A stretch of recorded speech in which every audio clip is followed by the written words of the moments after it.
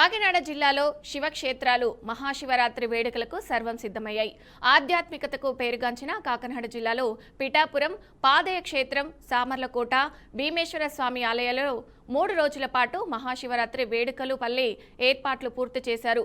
దీనిపై ఆలయ ఈవో శ్రీనివాస్తో మా ప్రతినిధి చంటి ఫేస్ టు ఫేస్. కాశీగా విరాజిల్లుతున్న శ్రీ పాదగయ మహాపుణ్యక్షేత్రంలో మహాశివరాత్రి వేడుకలకు సర్వసిద్ధమవుతుందని చెప్పవచ్చు. వచ్చే 3 రోజుల పాటు మహాశివరాత్రి వేడుకలు ఎంతో వైభవంగా నిర్వహించేందుకు అన్ని ఏర్పాట్లు పూర్తి చేశారని చెప్పవచ్చు. అయితే ప్రస్తుతం మనం యువ జగన్ నాయక్ శ్రీనివాసులతో ఉన్నాము.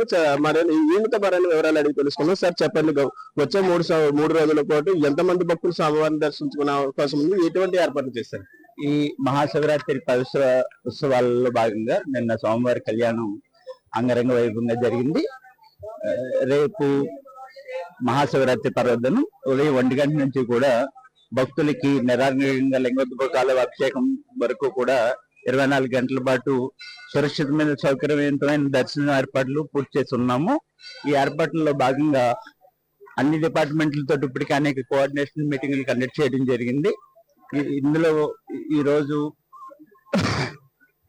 సాయంత్రానికల్లా అన్ని ఏర్పాట్లు కూడా వాళ్ళకి పవిత్ర పుష్కరణలో స్నానాలు ఆచరించడానికి, వారికి సురక్షితంగా ఉండడానికి ఎస్డిఆర్ఎఫ్ టీమ్ తో పాటు బోటు 12 మంది స్విమ్మర్స్ 3 షిఫ్ట్లో పనిచేస్తారు.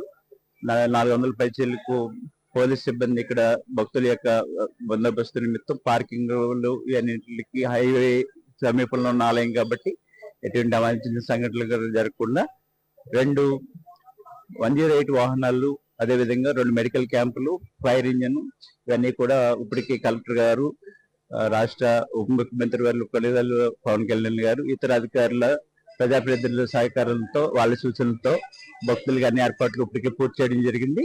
రేపు మరో మహాశివరాత్రి పర్వదినం తర్వాత 16వ తారీఖున రథోత్సవ కార్యక్రమం జరుగుతుంది. 18వ తారీఖున పవిత్ర పుష్కరంలో తెప్పోత్సవ కార్యక్రమంతో ఈ యొక్క ఉత్సవాలు ముగింపు జరిగి చేరుకుంటాయి.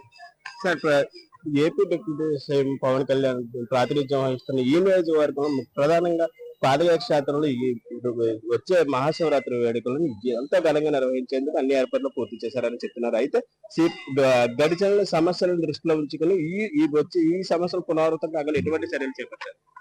గత సంవత్సరంలో ఎటువంటి ఇబ్బందులు లేకుండా భక్తుల అందరూ యొక్క మన్ననలు పొందే విధంగా నిర్వహించడం జరిగింది. ఎటువంటి లోటుపాట్లు గతంలో లేవు. అయితే వచ్చే భక్తుల యొక్క శాతం 30 నుంచి 40% పెరుగుదల ఉంటుందని గవర్నమెంట్ వారి యొక్క ఆదేశాలను అనుసరించి ఏర్పాట్లు కూడా ఆ విధంగా దానికి సరిపడా ఏర్పాటు చేయడం జరిగిందండి.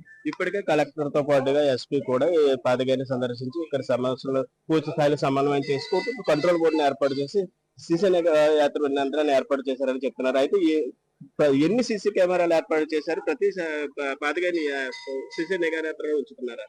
ఇన్ అండ్ అరౌండ్ 60 పైసీలకు సీసీ కెమెరాలు ఒక కమాండ్ కంట్రోల్ రూమ్ కి అనుసంధానించబడింది.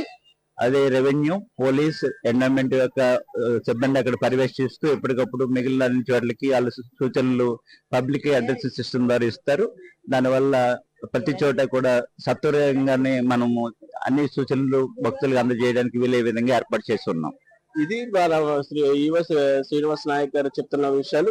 భక్తులను సందర్శనార్థం భక్తుల ఇబ్బందులు లేకుండా అన్ని ఏర్పాట్లు పూర్తి చేయడం జరుగుతుందని ఆయన చెప్తున్నారు. అయితే మహాశివరాత్రి పురస్కరించుకుని అంటే తెల్లవారుజాము నుంచే రేపు తెల్లవారుజాము నుంచే మహాశివరాత్రి వేడుకలు ఘనంగా నిర్వహించడం జరుగుతుంది. అయితే భక్తులకు ఎటువంటి ఇబ్బందులు లేకుండా అన్ని ఏర్పాట్లు పూర్తి చేయడం జరుగుతుందని ఆయన చెప్తా ఉన్నారు. అయితే ఇక్కడ పాదగయలో స్నానం ఆచరించడం అంటే మహాపుణ్యతమైన భక్తులు ప్రగాఢ నమ్మకంతో ఉంటారు. అయితే వచ్చిన భక్తులు పాదగయలో స్నానం ఆచరించిన తర్వాత మనం ఇక్కడ చూసుకోవచ్చు. మన స్వామివారిని దర్శించుకుని అనంతరం మాకు ఇక్కడ అన్నప్రసాదాలను ఆచరించిన తర్వాత బయటకు వెళ్తారు.